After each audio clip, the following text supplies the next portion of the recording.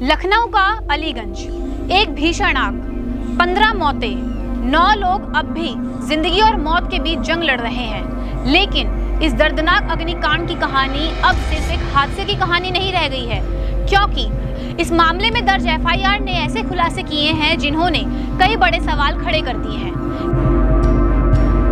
क्या ये सिर्फ एक दुर्घटना थी, या फिर सुरक्षा नियमों की अनदेखी की गई, या लापरवाही थी, या ऐसा अपराध जिसकी कीमत 15 युवकों ने अपनी जान देकर चुकाई। एफआईआर में गंभीर आरोप लगाए गए हैं। कहा गया है कि इमारत में सुरक्षा मानक की अनदेखी की गई है, और सबसे चौंकाने वाली बात यह है कि जब आग लगी तो अंदर फंसे लोगों तक पहुंचने के लिए रेस्क्यू टीम को इमारत की दीवार तक काटनी पड़ी। सोचिए, अगर बचाव दल को लोगों तक पहुंचने के लिए इमारत काटनी पड़े तो उस इमारत की सुरक्षा व्यवस्था पर कितने बड़े सवाल खड़े होते हैं।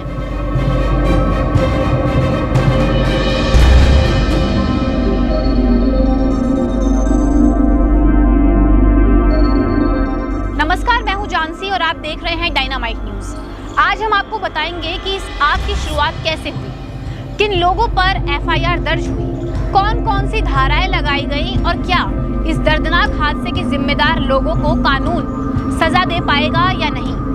उत्तर प्रदेश की राजधानी लखनऊ के अलीगंज इलाके में स्थित इस बहुमंजिला इमारत में उस वक्त अफरा तफरी मच गई जब अचानक आग लगने की खबर सामने आई। शुरुआत में लोगों को लगा कि शायद आग पर जल्द काबू पा लिया जाएगा, लेकिन कुछ ही मिनटों में आग ने विकराल रूप ले लिया। पूरा परिसर काले धुएं से भर गया।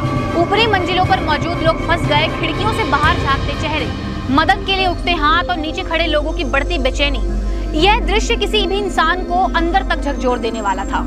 अब इस मामले में दर्ज एफआईआर ने कई चौंकाने वाले खुलासे किए। पुलिस ने भवन और प्रतिष्ठान से जुड़े कई लोगों के खिलाफ मामला दर्ज किया है। इनमें वीरेंद्र शुक्ला, तुषांक कृष्ण जायसवाल, टेक शॉप के मालिक रामकृष्ण उपाध्याय, सुरेश कुमार और अन्य संबंधित लोग शामिल हैं। आरोप है कि इन लोगों ने सुरक्षा मानकों की अनदेखी की और यही लापरवाही इतनी बड़ी त्रासदी की वजह बन गई। अब जरा उन धाराओं को भी समझिए जिनके तहत ये एफआईआर दर्ज की गई है। सबसे अहम है भारतीय न्याय संहिता यानी बीएनएस की धारा 105। ये गैर इरादतन हत्या से जुड़ी धारा है। अगर आरोप साबित होते हैं तो दोषियों को 10 साल से लेकर आजीवन कारावास तक की सजा दी जाएगी। इसके अलावा बीएनएस की धारा 110 भी लगाई गई है, जो गैर इरादतन हत्या के प्रयास से जुड़ी हुई है, और इसके तहत 7 साल तक की सजा का प्रावधान है। वहीं धारा 125 लोगों की सुरक्षा को खतरे में डालने से जुड़ी हुई है, और धारा 3-5 के तहत अगर कई लोगों ने मिलकर लापरवाही की है तो सभी को समान रूप से जिम्मेदार माना जाएगा। एफआईआर के मुताबिक आग की शुरुआत ग्राउंड फ्लोर पर स्थित एक टेक शॉप से हुई। इसके बाद आग तेजी से ऊपर की मंजिलों तक फैल गई। कुछ ही देर में पूरी बिल्डिंग धुएं से भर गई। कमरों में फंसे लोगों को सांस लेने में दिक्कत हुई, और यही जहरीला धुआं कई लोगों की मौत की वजह बना। लेकिन एफआईआर का सबसे चौंकाने वाला खुलासा रेस्क्यू ऑपरेशन को लेकर हुआ। बचाव दल ने बताया कि उन्हें अंदर पहुंचने के लिए दीवार तक काटनी पड़ी। जी हाँ, दीवार काटकर अंदर घुसना पड़ा ताकि फंसे हुए लोगों तक पहुंचा जा सके। इसके बाद सवाल उठना स्वाभाविक है, क्या इमारत में इमरजेंसी एग्जिट था? क्या फायर अलार्म काम कर रहा था? क्या आग बुझाने वाले उपकरण मौजूद थे? और अगर थे तो फिर 15 लोगों की जान क्यों चली गई?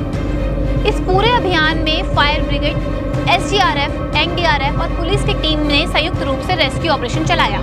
घंटों की मशक्कत के बाद लोगों को बाहर निकाला गया, लेकिन तब तक बहुत देर हो चुकी थी। 15 लोग अपनी जान गंवा चुके थे और 9 लोग गंभीर हालत में अस्पताल पहुंचाए गए। कई परिवारों के सपने उसी आग में जल गए, जिनके सहारे वे अपने बच्चों का भविष्य देख रहे थे। अब इस मामले की जांच एसआईटी के स्तर पर पहुंच चुकी है। कार्रवाई की बात हो रही है, लेकिन सबसे बड़ा सवाल यही है कि क्या सिर्फ एफआईआर से न्याय मिल जाएगा, या फिर यह हादसा पूरे सिस्टम के लिए एक सबक बनेगा। क्योंकि आग सिर्फ इमारत नहीं जलाती, वे सपनों को जलाती है, उम्मीदों को जलाती है, और कई बार एक पूरे परिवार की दुनिया उजाड़ देती है। लखनऊ की यह आग सिर्फ एक हादसा नहीं है, बल्कि एक चेतावनी है। एक ऐसा सवाल जिसका जवाब अब सिर्फ प्रशासन नहीं बल्कि पूरे सिस्टम को देना पड़ेगा। आपको हमारी खबर कैसी लगी हमें कमेंट में ज़रूर बताएं और देखते रहें डायनामाइट न्यूज़।